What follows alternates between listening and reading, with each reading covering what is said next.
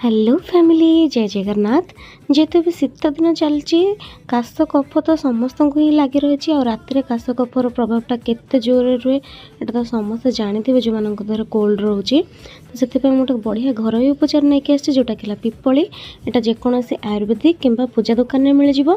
तावा को हल्का गरम कर सारिकी से पिपली आ टी गोलमरीच तापर ए मोर शुंठी बा ड्राए जिंजर पाउडर को गैस को बंद करके देती टिके क्रंची हो गला पिपलीटा तो यहाँ को हल्का करके भाजी नेला जेहेतु तवा आमर हल्का गरम थिला भाजी नहीं कि ठंडा कर सारापर मुझे ग्राइंडिंग करने पूरा पाउडर भाया बनईदेवे बन सारापर ना ए भी महू को ऐड करदेवे गोटे चामच पाउडर रे टिके महू दे सारिक उषुम पांडेटा को राति दिन को 2-3 थर खाइबे देखिए काश कफ एकदम बढ़िया से भल हो।